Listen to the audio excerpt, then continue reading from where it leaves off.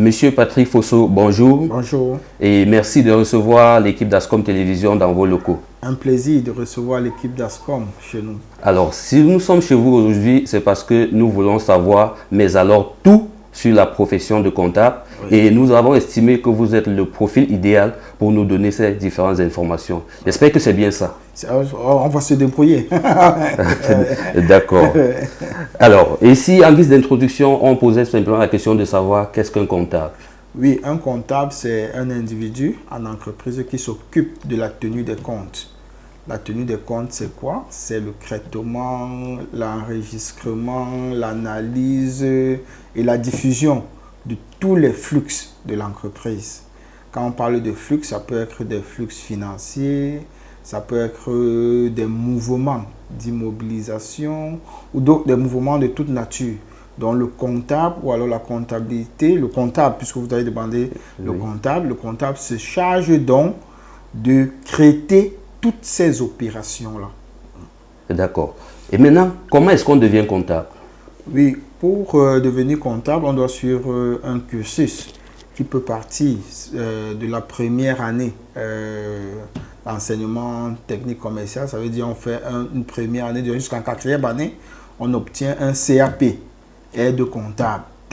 Il y a également la possibilité pour ceux qui ont obtenu le BEPC de suivre, d'engager une formation en comptabilité en allant soit dans un lycée technique ou bien dans un établissement d'enseignement secondaire qui fait les techniques commerciales. En ce moment-là, on va s'inscrire en seconde. Là, on aura les gens qui ont le CAP et également ceux qui ont le BEPC pour obtenir un baccalauréat en comptabilité. Il y a également la possibilité, enfin, pour ceux qui ont d'autres baccalauréats que le bac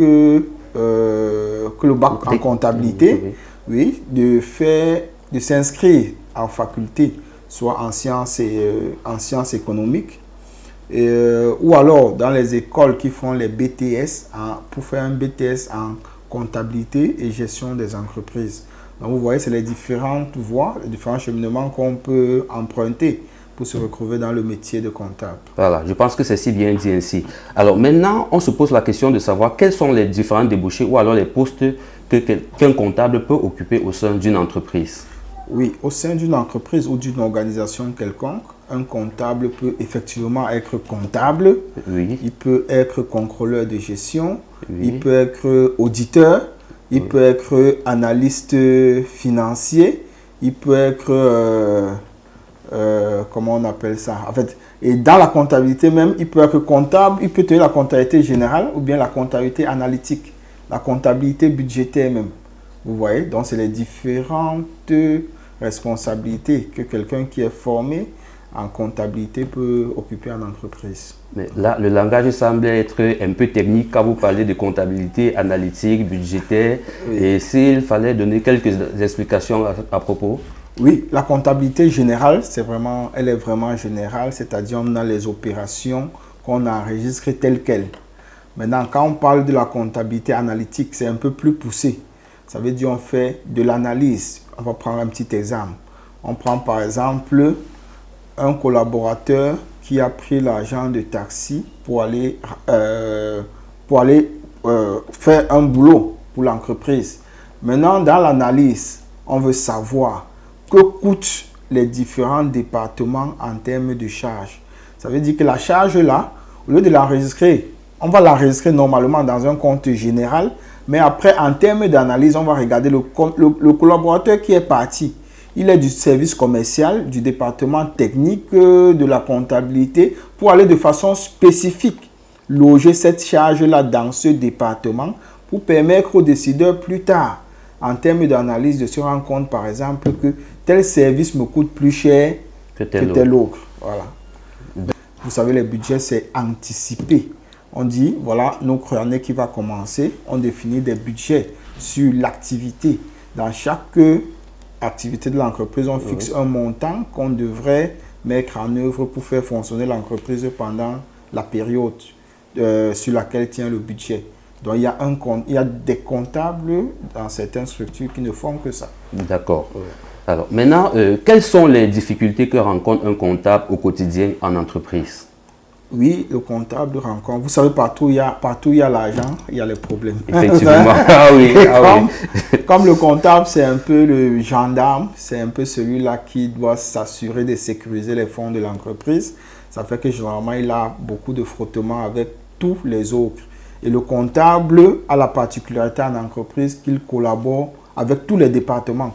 Parce que vous vous rendez compte, en entreprise, l'argent passe partout. oui. Vous voyez? Que ce soit dans le cadre de la paye, que ce soit dans les achats de marchandises, que ce soit les impôts. En fait, on parle d'argent partout et partout où on parle d'argent, le comptable est là. Maintenant, la difficulté du comptable, c'est qu'il a souvent du mal à faire passer le message.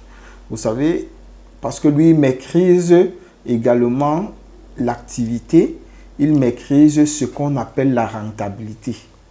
Vous voyez? Donc, ça veut dire qu'il pose des actes au quotidien pour qu'on dépense au minimum. Et c'est pas toujours, ça ne fait pas toujours plaisir à tout le monde. Donc, ça fait que dans le cadre de son contrôle, il a beaucoup de frottements avec les autres. Vous voyez, que ce soit dans l'entreprise. Maintenant, au-delà de l'entreprise, le comptable travaille avec les partenaires de l'entreprise qui peuvent être des clients ou des fournisseurs. Il aura régulièrement les accrochages avec des clients pour, par exemple, les crédits. Oui. Quand les clients veulent le crédit, c'est souvent lui qui va dire que non, tu as dépassé ta ligne, on ne peut plus donner. Il y aura là. Maintenant, avec les fournisseurs, c'est dans les paiements. Quand vous êtes en tension de trésorerie, je vous assure, le comptable ne dort pas. Parce que les fournisseurs vont appeler tous les jours. Maintenant, sur le plan de la pratique de son métier même, c'est un métier où il faut se recycler chaque année. Oui. Vous voyez? Et maintenant, quand un comptable a atteint un certain âge, ce n'est pas toujours évident. Vous savez, la loi de finances, elle change d'une année à l'autre. Oui, et il faut se recycler pour être up-to-date. Sinon, vous allez perdre le fil et vous ne serez plus un comptable d'actualité. Effectivement. Maintenant, le métier du comptable nourrit-il son nom? Oui, le métier nourrit son nom. Maintenant... Ah oui, puisque je sais que cette question, c'est le véritable nerf. Et je suis tenté d'aller plus loin en vous posant la question de savoir combien gagne en moyenne un comptable au Cameroun. En moyenne, un comptable au Cameroun gagne 300 000. Ça, c'est la moyenne. Vous voyez? Maintenant, vous aurez des structures. En fait, vous verrez dans l'entreprise des comptables qui touchent 2 millions. Comme vous serez également dans des structures où on paye les comptables à 150 à 200 000 francs. Mais la moyenne, vraiment, c'est 300 000 francs. Vous voyez, maintenant, tout va dépendre de la taille de l'entreprise, de l'activité que mène le comptable. En fait, il y a plein d'autres paramètres qui entrent en jeu pour définir quel est le salaire qu'on doit payer aux collaborateurs. Voilà, vous savez que tout dépend de chaque entreprise et de son activité. Alors, mais la question de savoir quels peuvent être les rapports entre le métier de comptabilité et les nouvelles technologies de l'information et de la communication. Alors, je m'explique. Parce qu'on s'est rendu compte avec la venue des nouvelles technologies de l'information et de la communication, et notamment de l'intelligence artificielle, que certains métiers ont tendance à disparaître dans un avenir soit proche, soit lointain. Alors, quels sont ces rapports avec la comptabilité? Est-ce que ces technologies aident le comptable ou alors elles sont un danger pour le comptable parce qu'elles tendent à le remplacer demain?